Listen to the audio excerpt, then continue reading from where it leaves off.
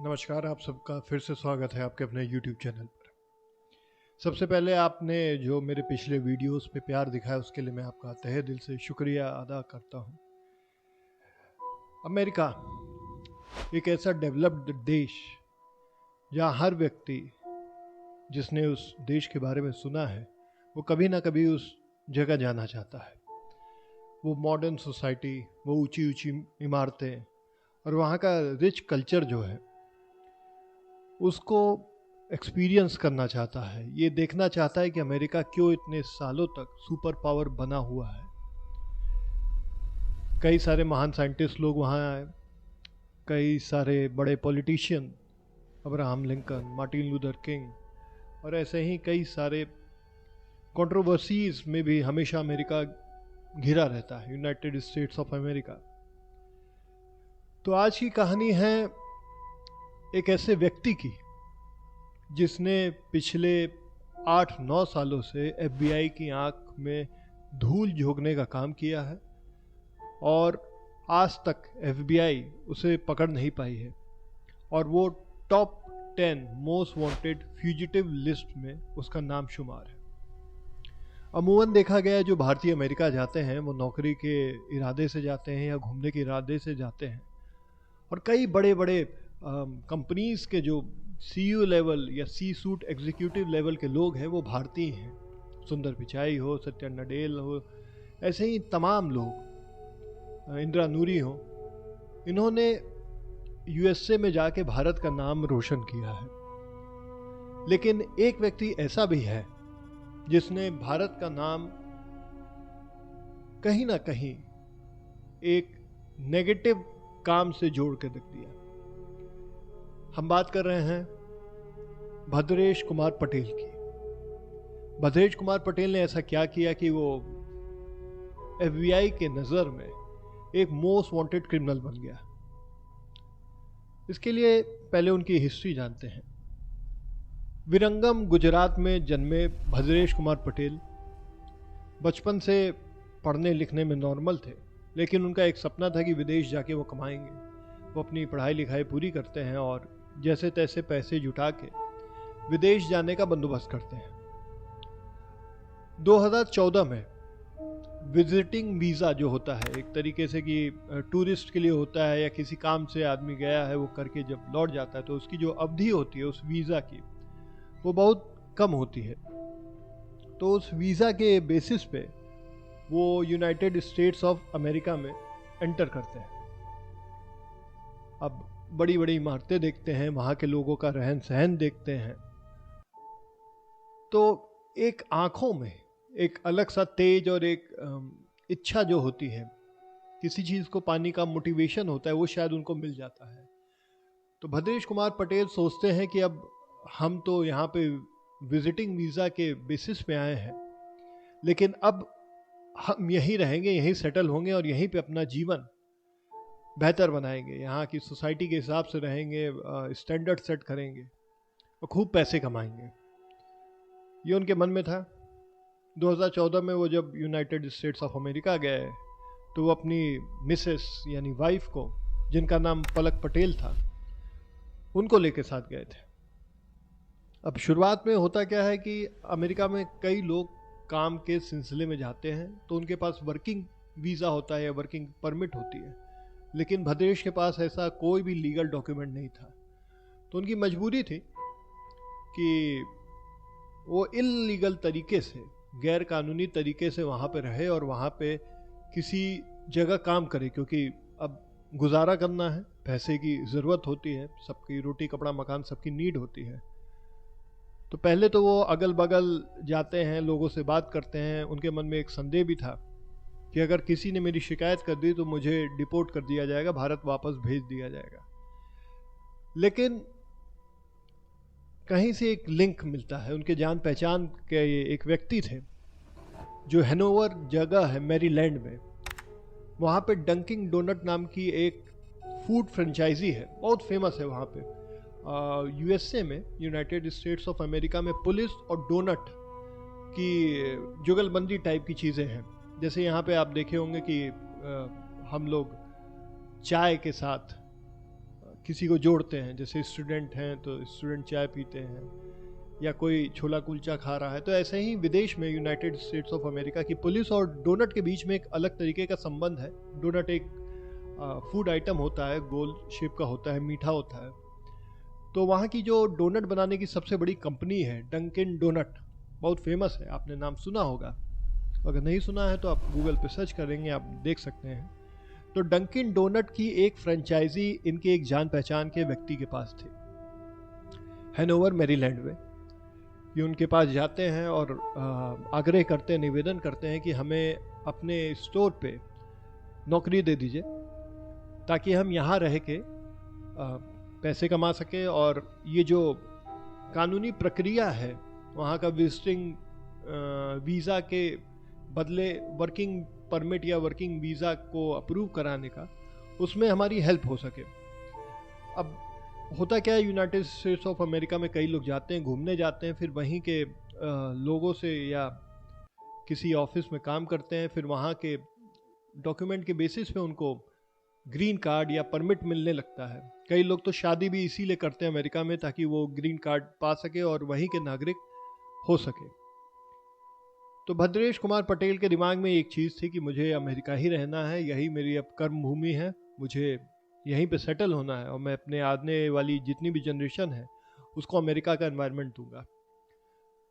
तो भद्रेश कुमार पटेल वहाँ जाते हैं। लकीली उनके जान पहचान का डंकिन डोनट का एक फ्रेंचाइजी रहता है, उनको वहाँ पे काम मांगते हैं, वहाँ काम मिल जाता है, वहाँ वो काम करने लगते हैं। 2014 से लेकर 2015 तक वो उसी फ्रेंचाइजी में as a manager, as a order boy काम कर रहे होते हैं, और साथ ही साथ उनकी जो वाइफ होती है, उनकी धर्म पत्नी पलक पटेल, उस समय वो भी उनके साथ ही काम कर रही होती है।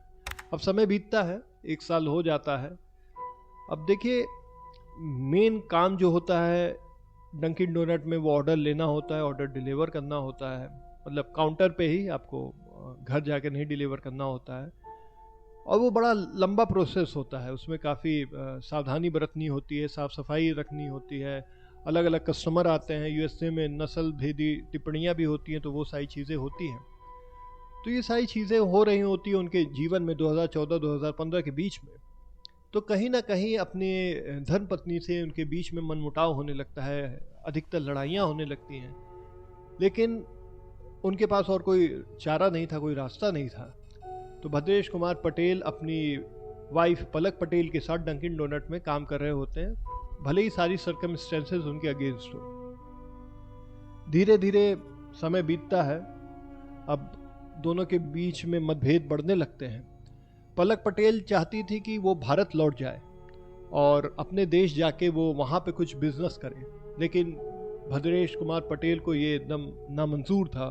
उन्होंने ये सोच लिया था कि मुझे यहीं रहना है, यहीं की लाइफस्टाइल अडॉप्ट करनी है। तो धीरे धीरे करके आता है दिन, उस दिन ऐसा कुछ होता है जिसके बाद भद्रेश कुमार पटेल वहाँ की लोकल पुलिस और FBI के नज़रों में चढ़ जाते हैं और टॉप 10 मोस्ट वांटेड भगोड़ा फ्यूजिटिव की लिस्ट में उनका नाम शामिल हो जाता है। दिन था 12 अप्रैल 2015। भद्रेश की उम्र थी महज 24 साल और उनकी वाइफ की उम्र थी 21 साल। इन दोनों लोगों में कुछ कहा सुनी होती है। अब भारत को लेके लौटने के ऊपर जहाँ तक कि सूत्रों का अनुमान था कि इसी बात को लेके उनके बीच में लड़ाई भी होती है। दोनों ऑफिस में रहते हैं, डंकिन डोनट के स्टोर पे रहते हैं। CCTV फुटेज में जो देखा गया कि दोनों पति पत्नी काउंटर से होते हुए जाते हैं और एक स्टोर रूम रहता है जहाँ बाएं तरफ, जहाँ पे सामान रखे होते हैं अलग अलग ऑर्डर्स के और अलग अलग चीज़ें रखी होती हैं, उधर की तरफ जाते हैं। अब जाते हैं, 5-10 मिनट बाद ही भद्रेश कुमार पटेल वहाँ से जल्दी से बाहर आता है और कुछ घबराया हुआ लगता है और बिना कुछ किए, बिना स्टोर बंद किए हुए, बिना कोई ऑर्डर लगाए हुए, बिना किसी चीज़ को छुए हुए वो डायरेक्ट स्टोर छोड़ के निकल जाता है। और ये CCTV में रिकॉर्ड भी होता है। लेकिन उनकी पत्नी जो रहती है पलक पटेल, वो वापस नहीं आती। अब ये सारा मामला CCTV में रिकॉर्ड है, ये FBI के पास ये टेप भी है, आप चाहे तो यूट्यूब पे सर्च भी कर सकते हैं, उस पर सीसीटीवी फुटेज पूरी नहीं, जो आपको कट पीस मिलेगा वो आप देख सकते हैं। इसी के बीच एक कस्टमर आता है वहाँ पे, डंकिन डोनट की मांग करने आता है। वो सोचता है डंकिन डोनट जाके आज ऑर्डर करेंगे, खाएंगे। वो जब जाता है वहाँ देखता है कि कोई है ही नहीं स्टोर पे। काफ़ी देर तक वो इंतज़ार करता है। तब उस व्यक्ति को ऐसा एहसास होता है कि कुछ गड़बड़ है। वो देखता है तो वहाँ पे एक महिला की लाश पड़ी हुई थी। अब हक्का बक्का रह जाता है, घबरा जाता है। वो तुरंत पुलिस को फ़ोन करता है। पुलिस आती है। जब पुलिस आती है तो देखती है कि स्टोर रूम के पास पलक पटेल की लाश पड़ी हुई है और शरीर से इतना खून निकल गया है कि लाश जो थी उसी में सन गई थी। मतलब बोलते हैं पूल ऑफ ब्लड। इतना खून निकल गया था कि लाश के चारों तरफ खून ही खून था। पलक पटेल के जिस पे कई बार चाकू से हमले किए गए थे, नाइफ जो होता है किचन नाइफ, तकरीबन 6 से 9 इंच के बीच में होता है, उससे कई बार हमले किए गए थे। और जब पुलिस वहाँ पहुंची तो उन्होंने उसको मृत घोषित कर दिया। अब सीसीटीवी देखा जाता है, कड़ियाँ मिलाई जाती है तो पता चलता है कि अपने पति के साथ, भद्रेश कुमार पटेल के साथ ये अंदर गई थी, शायद कुछ कहा सुनी हुई हो, और रेज में आके, गुस्से में आके भद्रेश ने अपनी बीबी का कत्ल कर दिया। अब बात है ये 12 अप्रैल 2015 की। अब पुलिस तहकीकात कर रही होती है, सीसीटीवी फुटेज निकालती है, सारी चीज़ों को तुरंत कनेक्ट करके इंक्वायरी करना चाहती है। तो पता चलता है कि भद्रेश कुमार पटेल जो डंकिन डोनट के स्टोर से निकल के डायरेक्ट अपने घर जाते हैं, वहाँ पैसे उठाते हैं, कुछ डॉक्यूमेंट जो रहते हैं वो उठाते हैं और धीरे से एक टैक्सी पकड़ के वहाँ निकल जाते हैं।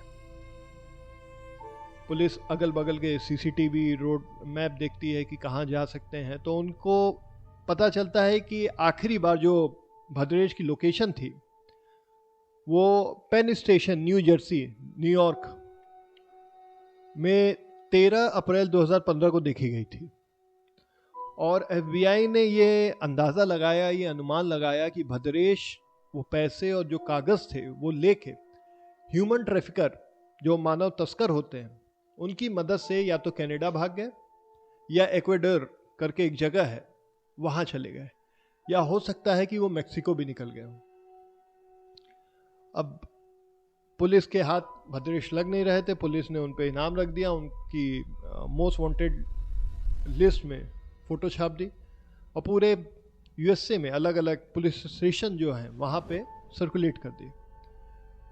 भद्रेश पे जो केसेस लगे वो थे 1st degree 2nd degree murder का case, 1st degree 2nd degree assault का केस, और अनलॉफुल फ्लाइट पकड़ के अपनी कार्रवाई से बचने के लिए उन्होंने जो हवाई यात्रा की थी उसका केस लगा। तो ये सारे अलग अलग धाराओं में उन पे केस चला। लेकिन आज भी, अब आज 2023 है, ये 2015 की बात है, 8-9 साल हो गए, भद्रेश का कोई नामो निशान नहीं है। FBI आज भी उसे ढूंढ रही है और शायद ढूंढ लेगी तो पलक पटेल के साथ जो भी हुआ उसको शायद न्याय मिल सके। लेकिन देखिए क्या होता है। तो ये थी कहानी एक ऐसे भारतीय की जिसने अपनी ही पत्नी पलक पटेल, जो कि 21 साल की थी, महज 21 साल की, उसका बेरहमी से कत्ल किया और उसे छोड़कर गैर कानूनी तरीके से मानव तस्कर की मदद से या तो कनाडा चला गया, या इक्वाडोर चला गया, या तो मेक्सिको चला गया। तो दोस्तों ये थी कहानी आज की। आपको ये कहानी कैसी लगी मुझे कमेंट बॉक्स में लिख के बताइएगा। आपका जो भी फीडबैक है आप बेहिचक लिखिए। अगर अच्छा लगा हो तब भी, बुरा लगा हो तब भी। मैं कोशिश करूँगा कि ऐसे ही अमेजिंग और रियल लाइफ क्राइम स्टोरी आपके लिए लेके आऊँ। मेरा मकसद आपको सचेत करना है और मैं उम्मीद करता हूँ कि ये वीडियो आपको अच्छा लगा हो। चैनल को सब्सक्राइब कर लीजिए, वीडियो को लाइक और शेयर कर दीजिए, और अगले वीडियो तक मैं अपनी वाणी को विराम देता हूँ और आप सबका एक बार पुनः धन्यवाद करता हूँ।